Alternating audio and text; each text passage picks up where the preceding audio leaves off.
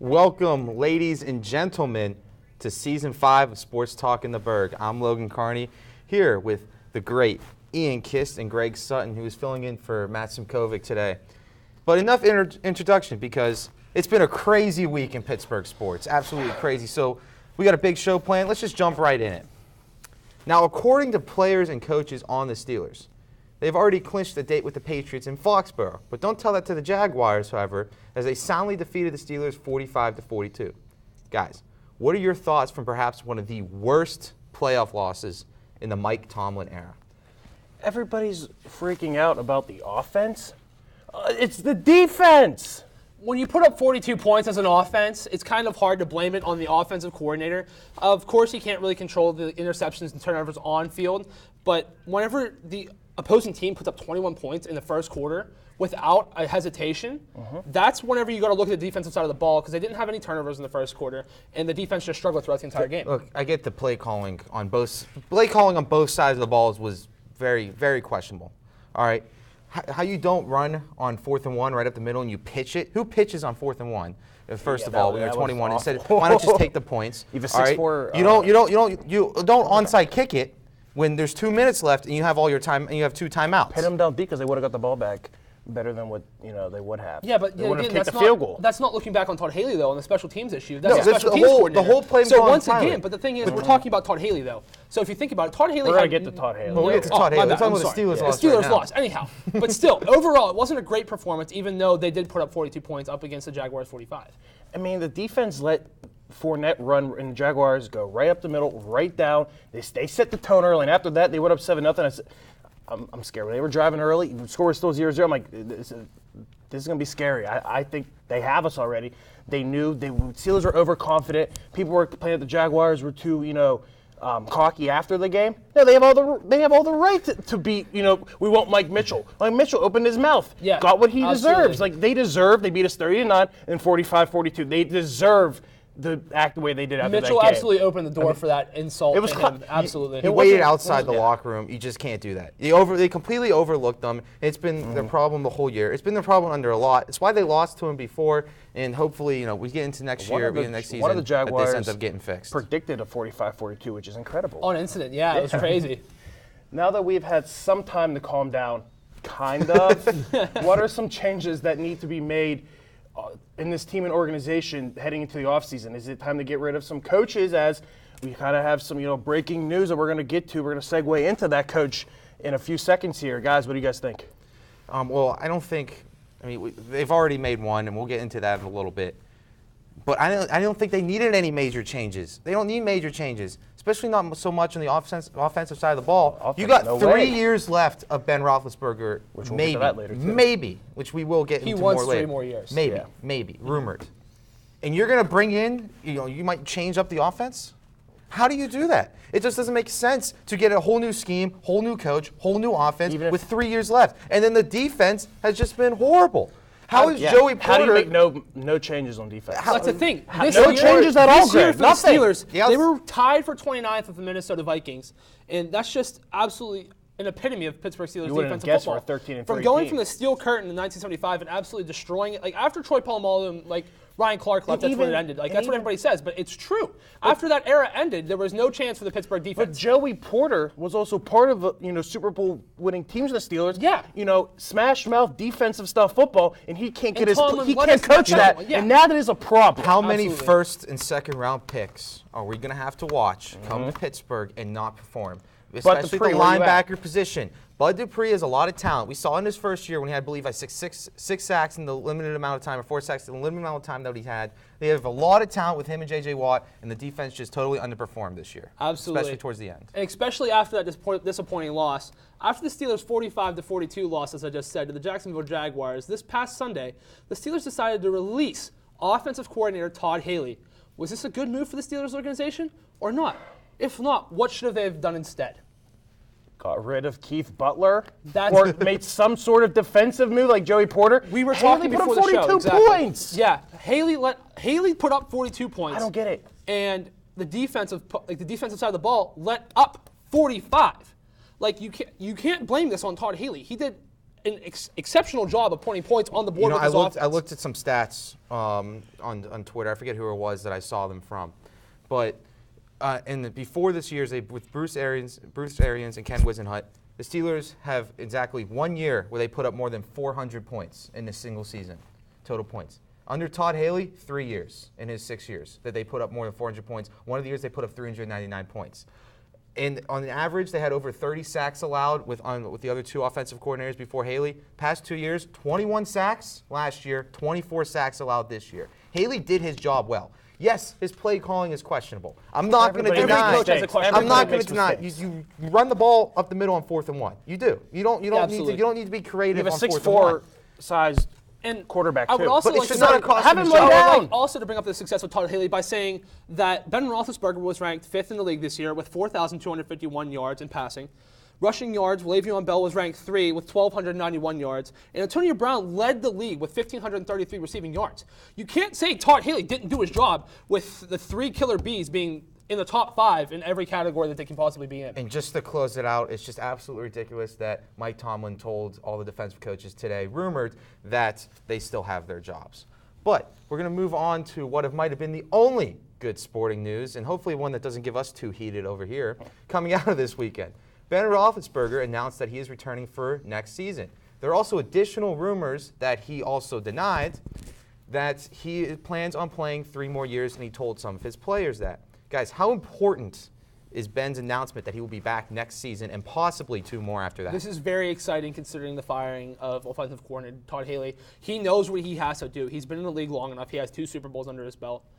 So hearing Ben come back, he wants to play for another 3 seasons. That's a big thing, especially for the team after such a defeating loss, after so much talk was put in before that, to have your elite, not elite, but seasoned quarterback come back and say Well, he wants. I'd say elite. He's, I'd I would say say elite. elite too, but there's a lot of people out there that wouldn't, so I don't want to get But torn apart. you can watch every game nowadays and pick Ben apart a little bit, see some of the things that he couldn't do. Yeah, he's older, he's bigger, so I don't call him fat. People call him fat. I don't think he's fat. He's not aging. he's not He's an aging quarterback. But 3 years, I mean, he'll be about 38 at the time, still younger than what currently Tom Brady is at 40 playing. I can see Ben going 40, but that's 5 more years or so. That's kind of up there. But the fact that they're changing an offensive coordinator, that's one thing. It's like, well, he made his comments when Haley was still his offensive coordinator. He took a while to get used to it, but I think I was afraid that Landry Jones was going to be the new guy that the Steelers Well, they would are pull that, rumored. you know what, he knows the playbook. He's They the are guy, and they weren't rumored going to draft somebody. to be promoting the quarterback's coach of Ben Roethlisberger to Ben. offensive coordinator,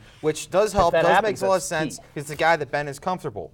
All right, I mean everybody's worried about what the years after Ben. Nobody is totally comfortable with turning over to Landry Jones or Josh Dobbs. So this news that he's going to be back with Bell and Bryant most likely, or Bell and Brown, sorry, most likely for next year, and maybe a year after that is very, very promising. Absolutely.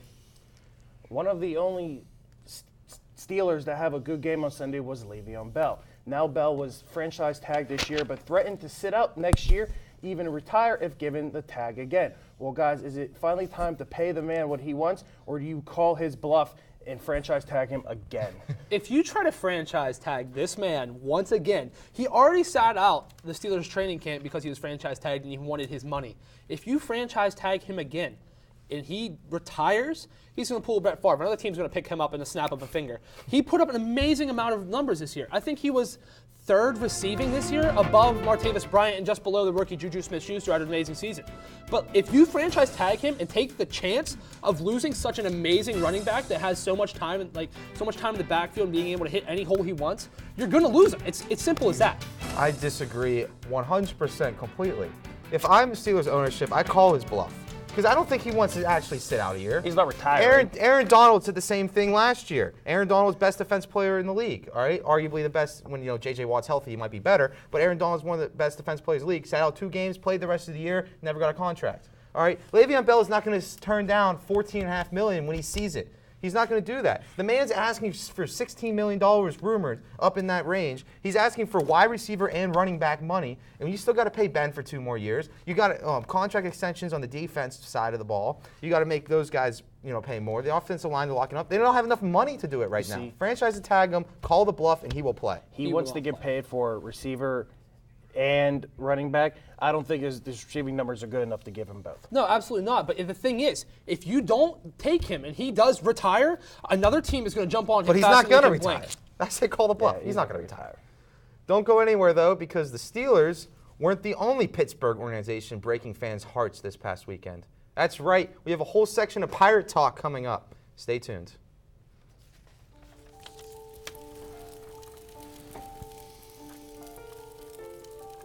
I just don't want to take the chance of him calling our bluff.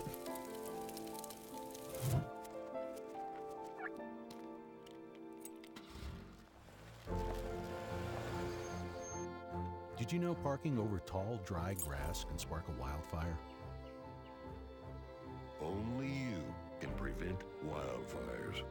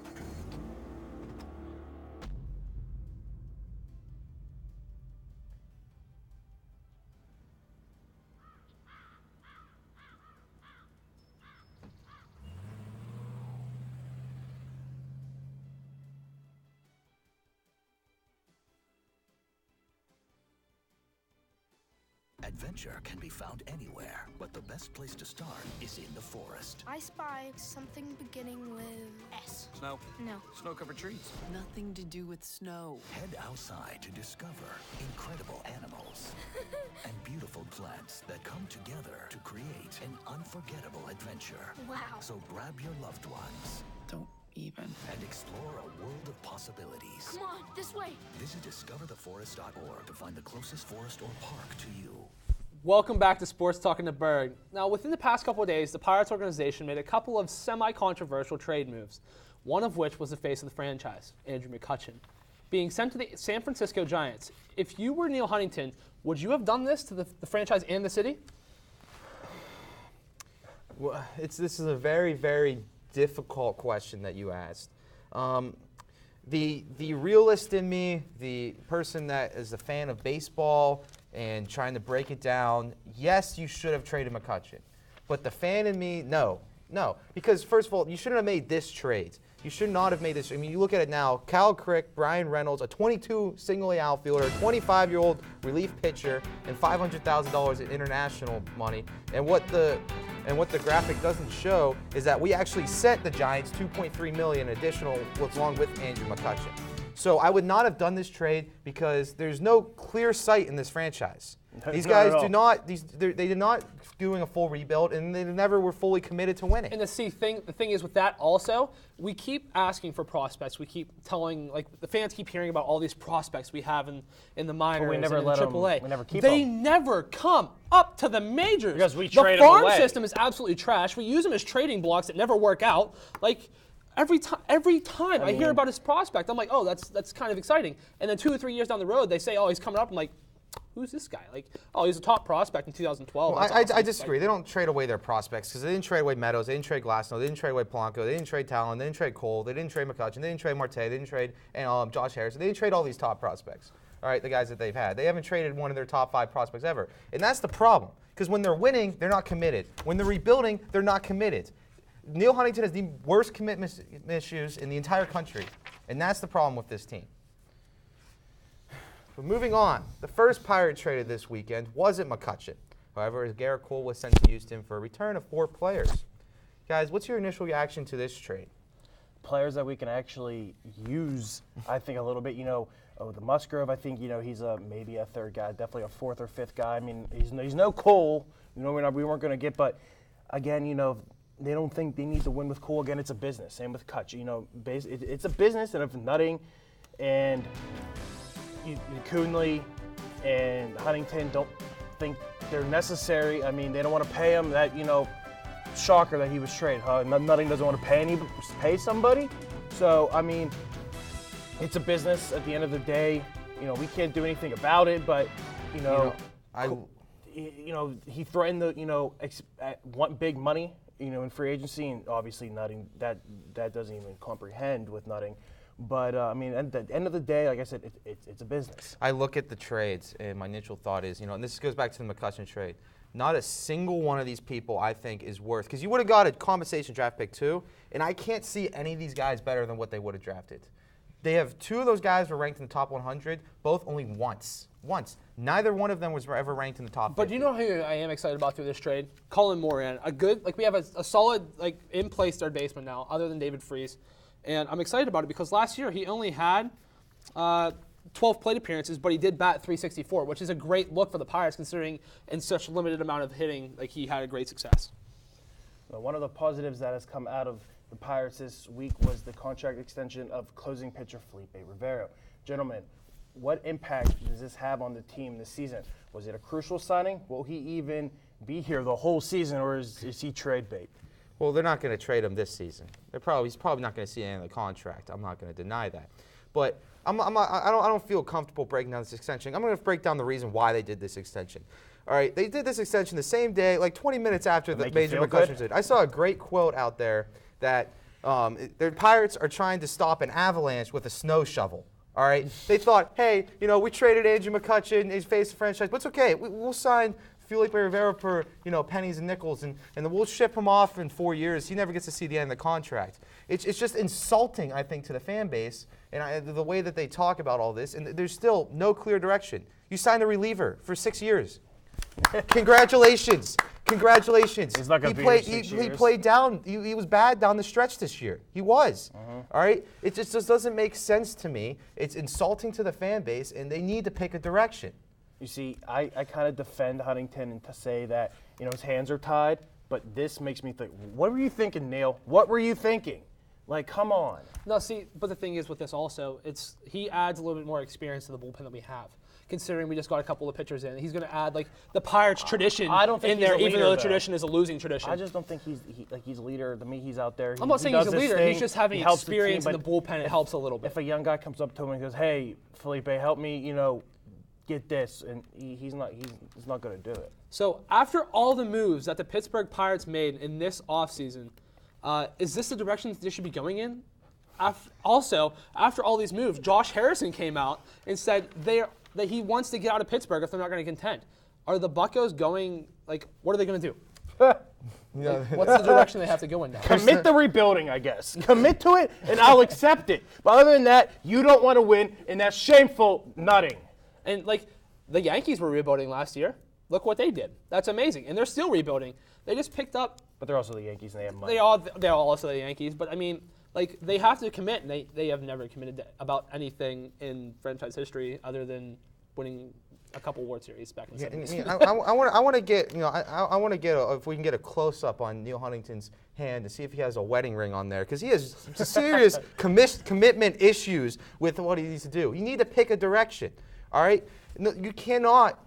Did the Astros? Did they do this? We're gonna improve our team now in the future when they lost 3 years of 100 losses and then they ended up winning World Series. Did the Cubs do that? Did the Royals do that? No. You're not committed to either way, all right? These moves that they're making, you have to trade Josh Harrison. You have to get a star player back. You could have got Clint Frazier from the Yankees, one of the best prospects in baseball for Garrett Cole. He gives up. Nutting he gives up way too early in the trade. Not Nutting. Huntington was trying to win trades, and then all of a sudden other teams would go, hold on a minute, let's talk. He's like, oh no, you can have these guys. When the going gets tough, I'll take these guys. Stopped. I'll take a single A star.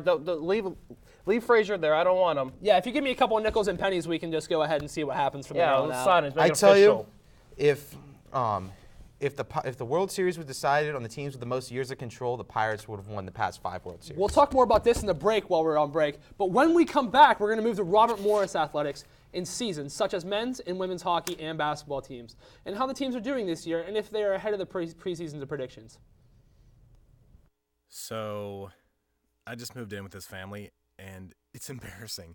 The little one, he likes to go outside and crawl around in the giant litter box. I don't know what he's doing. I mean, I was born and I knew how to use the litter box. Look at that. That's disgusting. Oh, poop already. You're making me nervous. Oh, okay, I can't look at this anymore. I really hope he grows out of this, for his sake. You know what, guys? There's a lot of tree branches and dry brush over here. We should probably move the bonfire over there.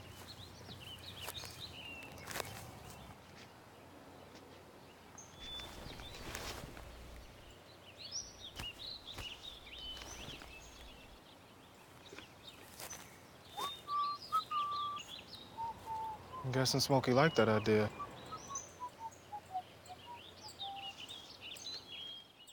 Well, Thomas, you've got pre-diabetes. But with more exercise and a change in diet, it can be reversed. I've tried exercising. It just makes me hungry for bacon. I love bacon, too. And who really likes to exercise? Not me. Me neither. Nobody. So we're good? What? Oh, you still have pre-diabetes. Big time. Look at you. You're at the top of your game. You're unstoppable. Nothing can throw you off track. Wait, is that your car? Uh-oh. Yeah, I saw that coming. That will throw you off track. You're looking at around 10 grand in fines, legal fees, and increased insurance rates. Let's try this again. Smart move. Because buzz driving is drunk driving. Welcome back. We're going to dive right into RMU basketball talk. Now, the men's basketball team is off to a 5-1 record in conference play, but they still have 5 games left against tough opponents Wagner, Mount St. Mary's, and St. Francis. Do you think this year's team will win the NEC? I'm not going to come out and say if they're going to win the NEC. I'm going to say they have a very good chance at contending in the the NEC this year. So from that standpoint also, I would like to say that I have the utmost confidence right now in RMU men's basketball. You see, the one conference loss, the Red Flash of St. Francis, they always give us trouble. The one thing I liked in that game was they were down 15 for a consistent amount of time and fought back, got it to 8-7. Couldn't finish. That was kind of, disheartening because they didn't give up. They kept playing. They never gave up. They shouldn't have even gotten their position, but they never gave up. They battled back. Matty McConnell was the leader, got the guys settled off. There's some technical fouls, one being the coach even, Andy Toll. But I think this team, they have the pieces, but now let's see if they stay together and not fall apart. We saw DeAndre Washington get a technical foul, but just saying something that was just so irrelevant. You don't need to say it. And Matty was like, you know what? Be quiet. Stop. They need to be more composed. And I think if you see more of that, I think they'll be fine. But if you see the team just fall off and just start getting ahead of themselves and just not mentally being there, they were going to have some troubles. Absolutely, composure was a big issue in that game that they did lose in the But they were able to get their composure back, and but bring it was it too in. late. Yeah, it was too late. After the first couple technicals, it was kind of a little rough to come back That's into 4 the points mindset. right there. Yeah, absolutely. That's 4 points. And their point guard for the Red Flash just wouldn't miss a shot. Even more than 4 points because they get the foul shots and then they get. They're 0-1 against the top 3 teams, and they still got 2 games to get Wagner's team against Mount St. Mary's. We'll see how things work out. RMU women's basketball is in sole possession of first place in the Northeast Conference after their thrilling last-second victory over the St. Francis Red Flash. What has been key for this team this season? Do they finish in first place in the NEC? Do they even have a shot at going undefeated in conference play, guys? Just throwing that out there.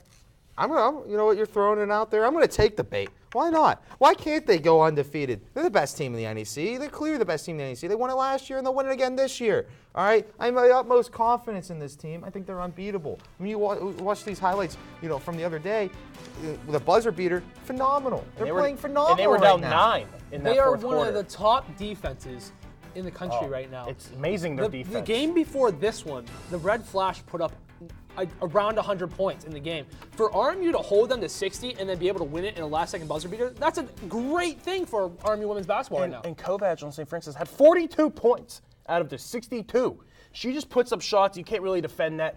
Kovac is going to come every game, every time against R. Morris and do their thing. She's literally she's past NBA range, it looks like, and it goes in. She has that touch. She has that feel for it, and there's no really defending that. Let her take that shot.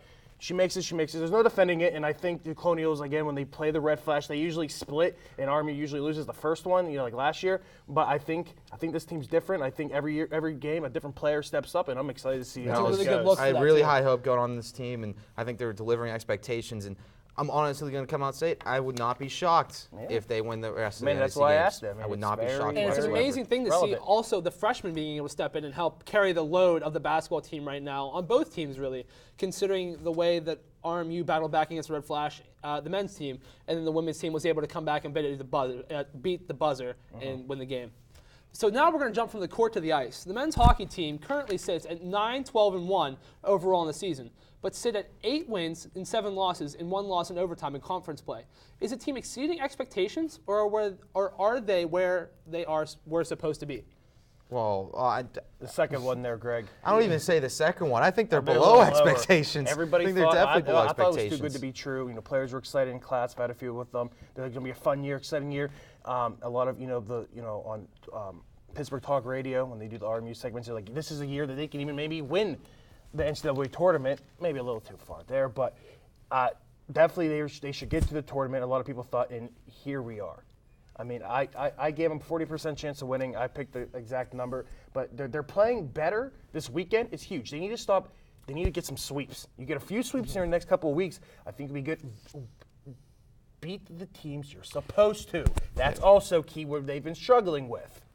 And the big thing that I see here, though, is Brady Ferguson and Luke Lynch. They're carrying the scoring load. You can't have that. You got to have your other forwards, such as Timmy Moore, come up. And he has put up some. He has put up. He has 5 goals, but 16 assists. That's a large thing. But the thing with that is Brady Ferguson and Luke Lynch can't carry the entire load.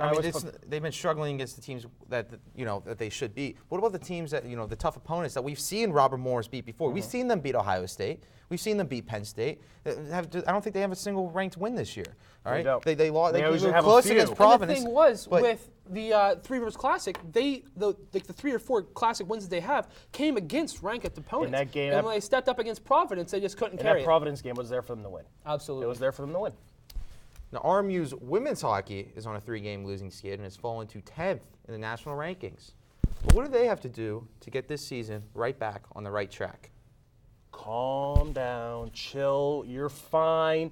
I think this is a big boost. You lose to a ranked Ohio State team, and the one loss was the first Friday night game was bad, but 5-0. It was bad, but you only moved. You're still ranked. That should be a huge confidence right there. Especially after everybody expects them to loss. do well. I mean, I think you calm down, and you're not going to play at Ohio State every week. I think you're fine. I think some of the top teams that Mercyhurst. I think you have their number. They're ahead of them in the CHA, but I think RMU has their number. I think they can very easily beat them, but they can beat them. They have the capability to beat them. I just think they need to chill. You know, you're not going to give up 5 goals every game. I mean, the 3 Relax. losses. Everybody two, has that game. 2 of them against Ohio State, 1 of them against Syracuse. You know, Syracuse not a great team by any means, but So, yeah, Ohio yeah. State, you know, ranked Can't teams, beat the ranked teams ahead you're of them. supposed to. Yeah, they weren't, you know, that bad of games. I mean, the Friday game was forgettable, And then- but you know, there still weren't that bad of performances. I mean, going forward, I don't think there's anything to worry about. The fact that they are still ranked though for a 3-game losing skid is amazing to me, which shows me that there must have been some other teams below them that have done even There is a fight in this even team, worse, and you can but see it. Yeah, there's absolutely a fight in this team that we haven't seen quite yet. So on that, real quick, I want to get your guys' opinion. Who's going to win the Super Bowl this year? Vikings. Vikings. Why? I think they're a nice young team. I mean, you saw them scrappy get a win. Should have been a tackle, but they were able to get that win. I love Case Keenum. He's my guy to watch. I love a young quarterback like him. Vikings. You know what I'm going with? I'm going to say the Jaguars. That was my second I'm going pick, to say honestly. the Jaguars. That was I'm my going to second stick pick. with the Jaguars. Their defense is phenomenal. They didn't play better, but I think they'll even play better, you know, this week. And I'm going to throw mine out there real quick. The New England Patriots. All right. Well, thank you for that, Greg. But you know, that's all we have for this episode, and we'll see you same time in 2 weeks, and hopefully we get Matt Simkovic back, and we'll see you next time on Sports Talk in the Burgh. I'm Logan Carney.